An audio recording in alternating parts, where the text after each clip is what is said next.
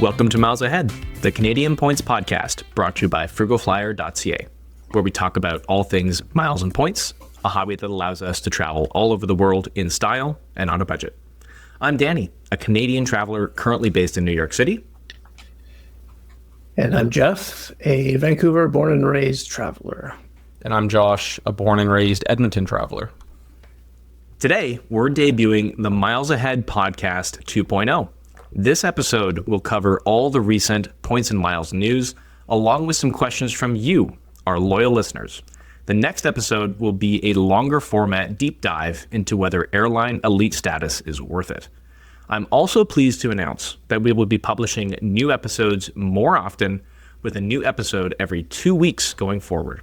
You can look forward to August 22nd when our airline elite status episode will go live. Also, Josh and Jeff are now locked in with me as permanent co-hosts. I'm stoked to have them join me on a consistent basis. We are privileged to see this podcast grow, and we'd like to extend a huge thank you to everyone who tunes into our episodes, leaves reviews, or provides feedback in person at our meetups. This feedback and engagement are what enable us to produce more free content, helping you travel more and pay less. With the formalities out of the way, I present the news. All right, so into the news. The first piece of news that we have today is the Hyatt award calendar. So, Jeff, what's going on here with the Hyatt award calendar? Obviously, it has existed for a long time, but there's a new feature that's got us talking about it. Yeah, so previously when you went to the Hyatt award calendar, it would just simply show you the price for each individual night that you were looking at. Now, there's been an update to the award calendar where it will show you, not only will it show you the price, but it will also show you if there's availability at that award price on that night you're looking at. So it's a nice change. Marriott and Hilton have had this for a while, and it's nice to see that Hyatt has finally brought it on board as well. Yes. So welcome to the 21st century, Hyatt. So I guess I haven't used Hyatt a lot, a few bookings here and there. So before, if you were looking for like a hotly contested property, did you have to click on each individual date to see if it was available? Yes, that's correct. Oh my God. Yeah, that's brutal. Like at least, like if I'm searching for something with Hilton, like you can check months at a time, right? Which is fantastic. Totally. I can't believe that it took Hyatt that long to, like you said, move into the 21st century. That's shocking. Yeah. Yeah, Hyatt is great for a lot of things. Like we love that we can often get 2 cents per point out of their award points quite often.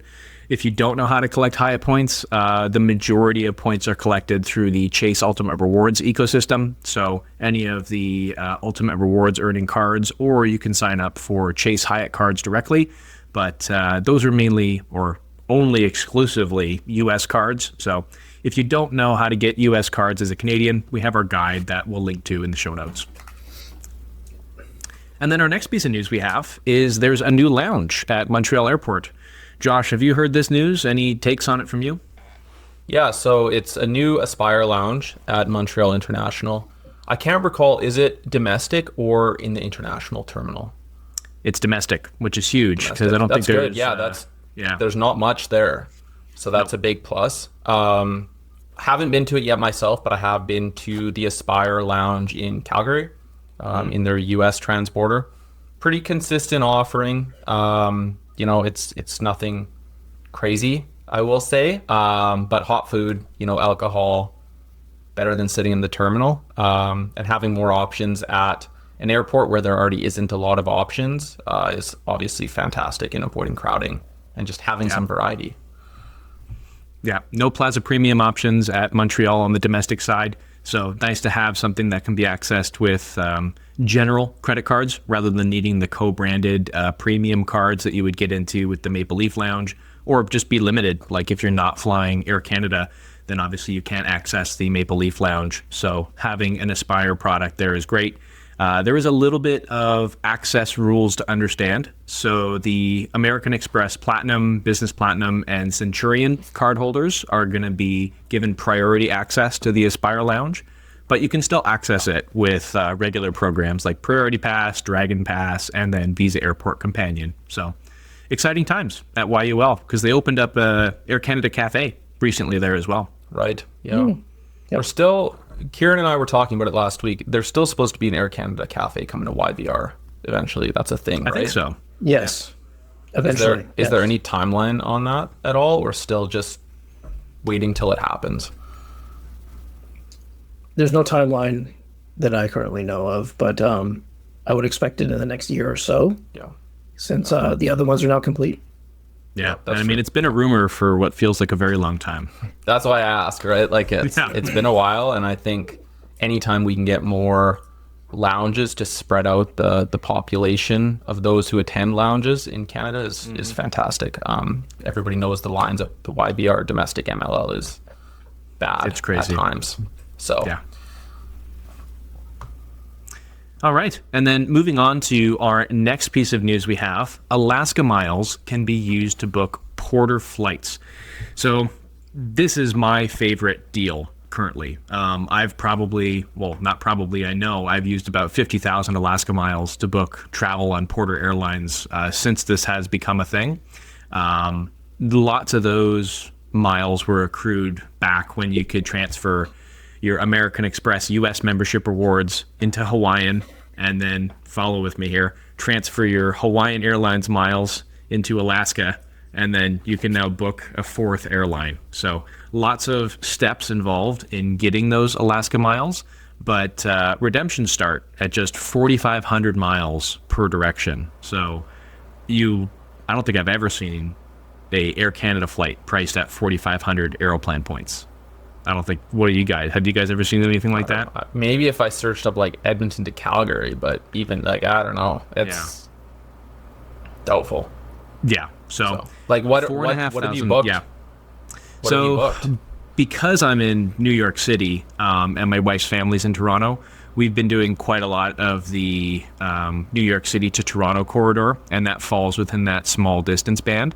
So 9,000 miles round trip and $91 for Porter economy flights. And then if you want to fly in their slightly larger seats, what they call Porter Reserve, it only costs 3,000 more miles round trip, or 1,500 miles one way. So especially if you have like bags to check or something, I mean, getting a free check bag, 2 free check bags for 1,500 miles is insane. Like, that's $30. That's $30 worth of miles maximum. $30 worth of miles for 2 free check bags. Like, it is pretty wild. But just because you can't transfer miles anymore, and maybe Canadians didn't have U.S. cards at the time, how else can Canadians collect Alaska miles? So I think they have like a shopping portal. Most airlines in the U.S. have like things like shopping portals and partnerships with ride shares. You're not going to earn a lot through either of these methods, but it's an avenue to earn some. Most of the ways to earn Alaska miles in Canada have pretty much dried up, though. Yeah, I mean, the thing that you could do, considering you can redeem these at such high value, is buy them, often at 2.5 cents per mile when they go on sale, which is expensive for an airline mile. But I've been able to use these at like 3 or 4 cents per mile without even cherry picking any awards. Like, I've got some examples from Google Flights here where if you're going to be booking the Porter standard fare with cash, which doesn't include a check bag, it just gives you a carry-on, you'd be at $420 for a round trip from Toronto to New York. And if you use miles, it's 9,000 miles and $91. So basically what you're getting is 3.2 cents per mile, and buying them at 2.5 cents per mile, or depending on if you have a Canadian credit card, you'll pay some HST, so you'll be at like 2.8 cents. I know that's a lot of numbers, but you're basically saving $70 per person round trip by buying miles and then redeeming them. So go ahead, Josh. No, I was just going to say this might be one of the few occasions where it actually makes sense to buy miles, right? Like I think the sweet spot here is, like you said, the outsized value, and you're not searching for the unicorn award, right? You're not looking for something super niche that you're going to buy points because you think you're going to come across 2 Qatar Airways business class saver redemptions, which can be hard to find, right? Whereas like if you know you're flying this back and forth, you're seeing what the availability is, you know it's there. Shit, it's money for doing one extra step. at that point, Yep. right? So it's not a bad deal. Well, and then the other thing to note is that with all of these U.S. mileage programs, you get free cancellation and changes for almost everything. So you can book like an economy award where you normally would have to pay extra for cancellations and changes, and that's just included with your ticket because it's booked on miles. Yep, that's right. Yeah, I think Alaska charges like $25 to cancel or something. That's right. Right? Yeah. So if you're straight up canceling, yeah.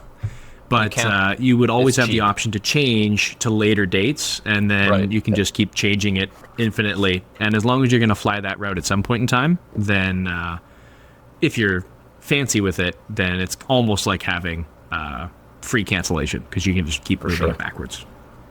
I think I just have a small correction in that. I think it's actually when you book a partner award using points with Alaska, it's I believe a $12.50 US partner booking fee.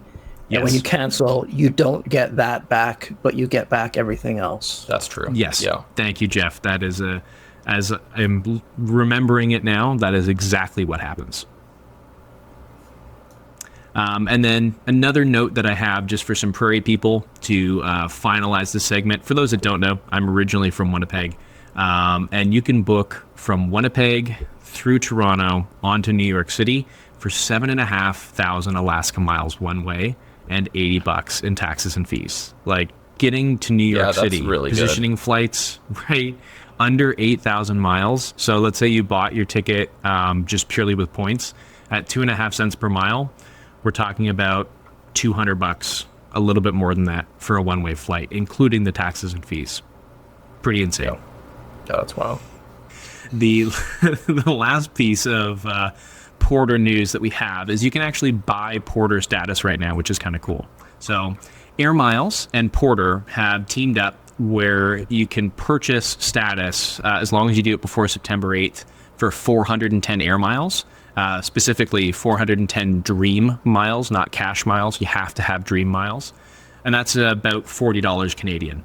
And this is the good status too. Like this gets you a free check bag. So even if you're going to take one Porter flight this year and you're going to check a bag, it's pretty much worth it instantly. You can't actually transfer your miles right now between cash and Dream Miles. But there is a way to collect a lot of Air Miles quickly. Like just recently, this past Monday, we're recording this on July 30th. And if you filled up with gas at a Shell station, you got 1 Air Mile for every liter of gas. So basically like a 10-cent rebate on every liter of gas that you filled up with. So I was able to get like 100 miles there to replenish my balance so that I could redeem for this offer myself. I think this is pretty sweet.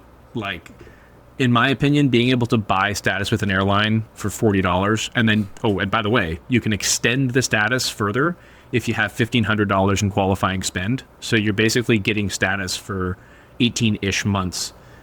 And I'm not mad about it. Like, I think Air Miles might not be dead. They were kind of dead like a year and a bit ago. But I don't know. What do you guys think? Like, is this something worth pursuing? Is this a good offer that makes you reconsider Air Miles? What are your thoughts? Yeah, I think when BMO bought Air Miles, they definitely resurrected them because they were... I honestly haven't paid attention to Air Miles in years. I couldn't even really tell you the difference between a Dream Mile and Cash Mile. But I do think if you're someone that's based in the East Coast, and I'm talking about Toronto, Montreal, I think it's worth it. Someone like myself who's based in Vancouver, Porter isn't really an airline that works for me. So it wouldn't apply to me. But I think if you're based in Toronto and you're able to fly in Porter a lot, I think this is an amazing deal. Yeah, no, for sure. Absolutely agree. Another good avenue if you do need Air Miles shops is just another one of those shopping portals. They often have multipliers on certain vendors. It's really not hard to earn $40 worth of miles depending on what you're purchasing. I'm kind of the same in Edmonton. I still haven't flown Porter, actually. It's on my list. There's some good flights out of Edmonton. I know Reed's flown the one Edmonton to Montreal, and he's flown that a few times. So that being said, even if you're just planning to take like 1 or 2 Porter flights, like it's worth it for $40. Totally. Like the savings will quickly eclipse that value. So I think it's a no-brainer, especially if you're somebody who hasn't gotten around to adding the Porter the BMO VIPorter World Elite MasterCard yet, which also gives status as well and has a bunch of other stuff that comes with it. This might be a good way to get involved in the Porter ecosystem without committing to a new card. Yeah, no, that's an excellent point. It is the exact same status that comes with the Porter World Elite MasterCard. The Porter VIP World Elite MasterCard. Compliance, Josh, what is the actual name of the card? BMO VIPorter World Elite MasterCard. Gosh, that's a lot of syllables to have in a credit card name. Holy jumping. It's a pretty card, though. I love the design, but yeah. Yes. All right, so then moving on, we now have some sad news about getting into U.S. credit cards, being that Nova Credit, the beloved Nova Credit, which made things so easy for a casual person to jump into the U.S. card game, is now gone and dead. Josh, our resident U.S. Amex application expert, what are the details here?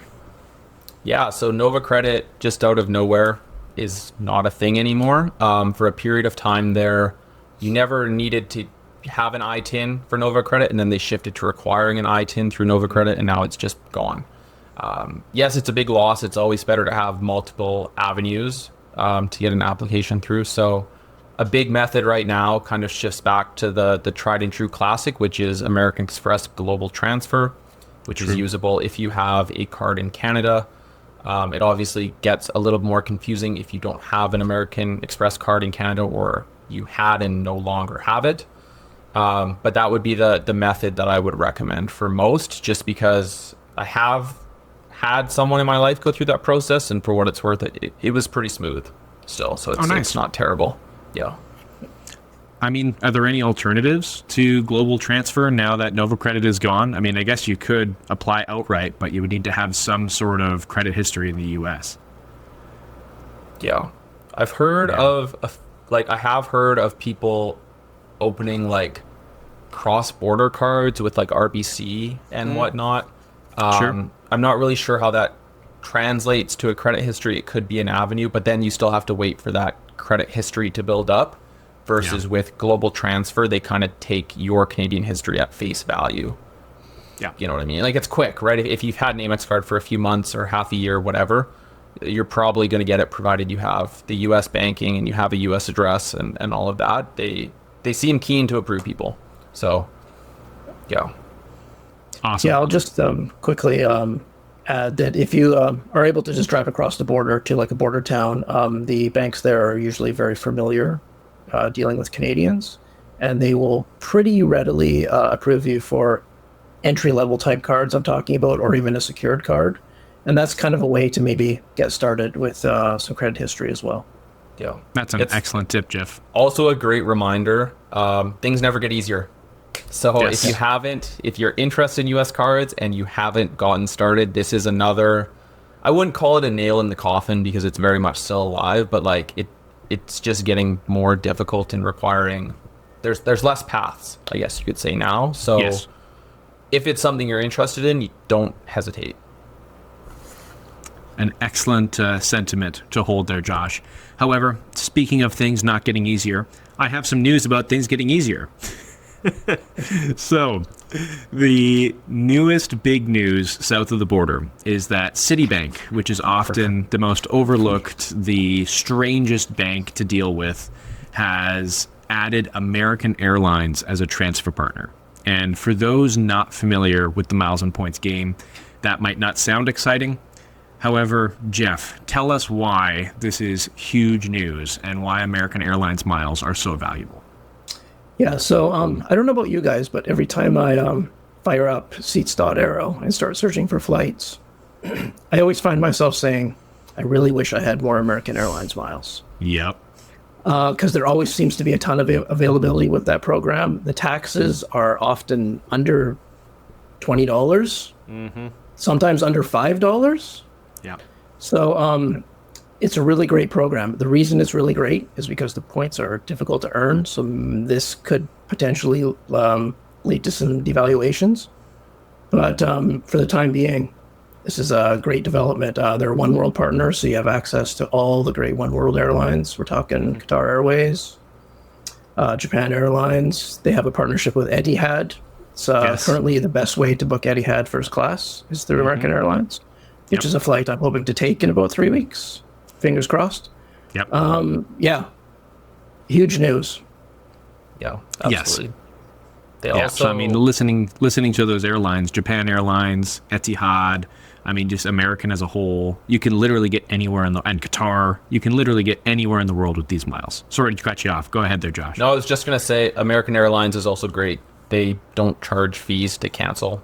And many of the partners, you can do ticket holds through American Airlines. Yes. We do have an article on that. I'll include that.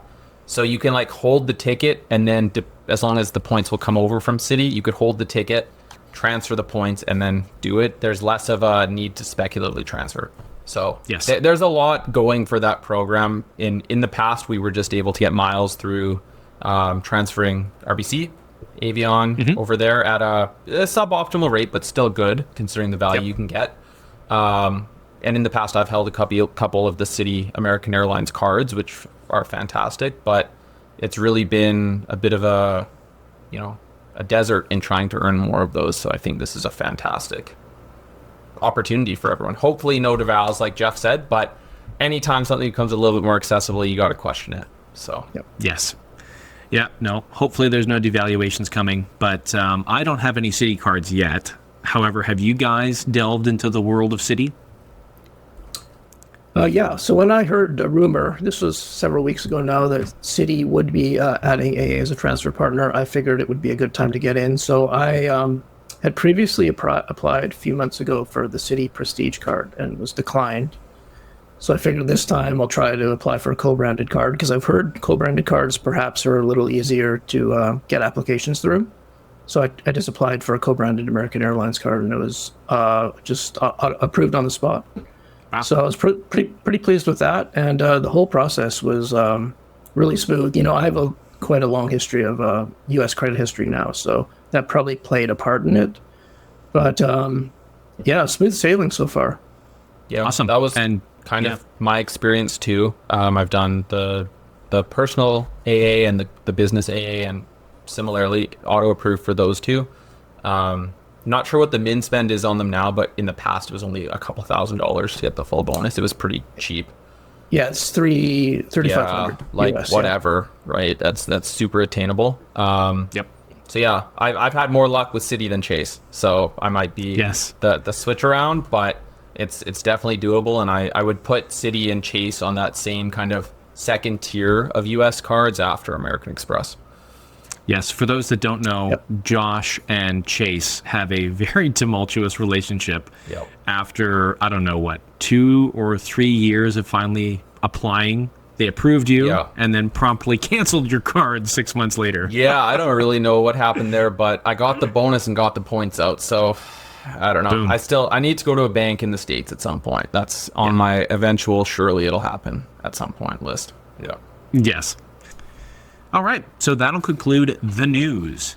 Moving on now to our questions of the episode. So we're clearing out a few older questions that we have here. And the first question that we have is from Ethan, who submitted his question on May 14th. So we very much appreciate your patience here, Ethan.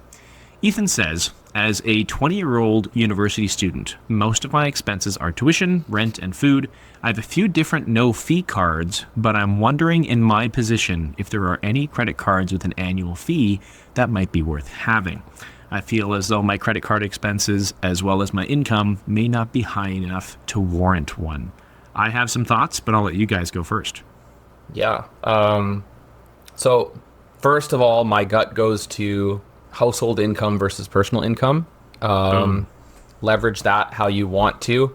If you live at home, live with a partner, whatever, wherever you are in your life, household income is what I would turn to. And frankly, that's what I did when I started with Miles and Points, because I was fresh out of school and not able to hit the income thresholds for many cards. When it comes to cards that are worth it, if you're paying an annual fee, your spend may not be as high as a student as well, depending on what your expenses look like. If you're still living at home, don't have a vehicle, whatever it may be. So I would look to cards that offer benefits is kind of where my mind goes. So a benefit we talk about all the time that I think is really powerful, even if you're only traveling a couple times a year, is any of the cards that offer free checked baggage if you prefer to check baggage versus travel carry-on. Great opportunity there to save a ton of money. As well as cards that offer airport lounge access is well worth it. So, there's the CIBC Aventura Gold Visa card. I don't think it has an income requirement, or it's something like 12,000. I believe it's zero. Sure. So like that works and has an annual fee, but the annual fee is rebated as part of the welcome offer in the first year, and you get lounge passes and a Nexus credit.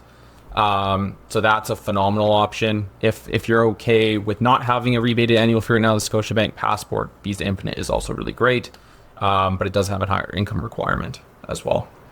Right. Jeff, any thoughts yeah. for Mr. Ethan?